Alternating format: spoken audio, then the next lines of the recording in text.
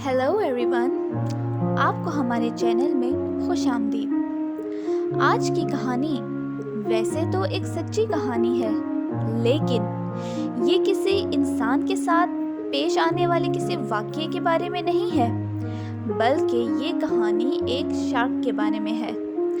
अब आप सोच रहे होंगे कि आखिर शार्क की कहानी क्या हो सकती है, लेकिन इस कहानी से हमें अपनी ज़िंदगी के बारे में कुछ सबक भी मिल सकता है। तो चलते हैं कहानी की तरफ। ये कहानी दरअसल एक एक्सपेरिमेंट है जिसे शार्क बेट का नाम दिया गया, और ये एक्सपेरिमेंट एक मैरीन बायोलॉजिस्ट ने की। मैरीन बायोलॉजिस्ट यानी कि वो लोग जो समंदर में बसने वाली मछलियों और समंदरी मखलूक पर स्टडी करते हैं और उन पर एक्सपेरिमेंट करते हैं। तो मैरीन बायोलॉजिस्ट्स की एक पूरी टीम ने एक शार्क का शिकार किया, जिसके बाद उस पर एक एक्सपेरिमेंट किया गया। तो वो एक्सपेरिमेंट ये था कि उस शार्क को एक बहुत बड़े टैंक में रखा गया और उसके बाद बहुत सारी छोटी छोटी मछलियाँ उस टैंक में डाल दी गईं। तो जैसा कि हम सब एक्सपेक्ट करते हैं कि उस शार्क ने फौरन से उन छोटी मछलियों पर हमला कर दिया और उन तमाम छोटी मछलियों को खा लिया।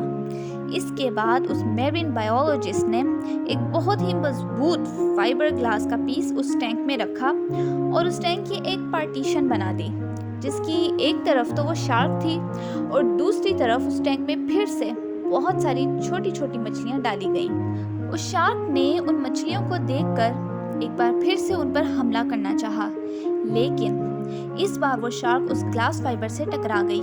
उस शार्क ने कई बार उन मछलियों पर हमला करने की कोशिश की, लेकिन हर बार वो उस ग्लास फाइबर से टकरा जाती और नाकाम हो जाती। ये कोशिश करीब 1 घंटे तक जारी रही, लेकिन आखिरकार वो थक हार कर नाकाम होकर उसने ये कोशिश ही छोड़ दी। ये एक्सपेरिमेंट अगले कई हफ्तों तक दोहराया गया। हर बार वो शार्क बहुत गुस्से में और पूरी ताकत के साथ उन छोटी मछलियों पर हमला करने की कोशिश करती, लेकिन हर बार ऐसे ही नाकाम हो जाती। आखिरकार उसने थक हार कर उन मछलियों पर हमला करने की कोशिश ही छोड़ दी।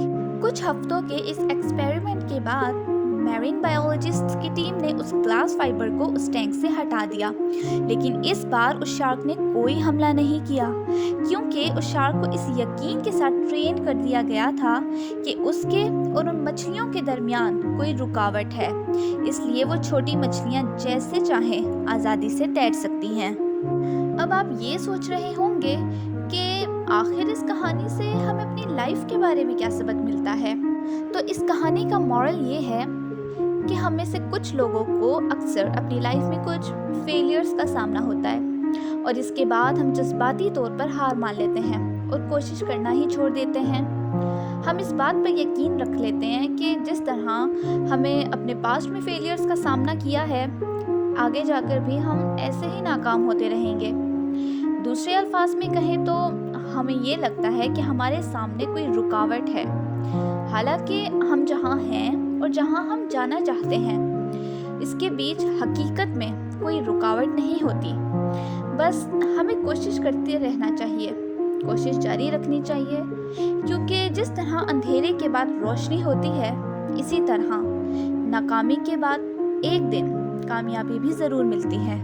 तो दोस्तों, आज की ये स्टोरी आपको कैसी लगी? कमेंट सेक्शन में अपनी राय का इजहार ज़रूर दीजिएगा। आपसे मिलते हैं अगली वीडियो में इंशाल्लाह एक और स्टोरी के साथ। तब तक के लिए मुझे इजाज़त। अपनी दुआओं में याद रखिएगा।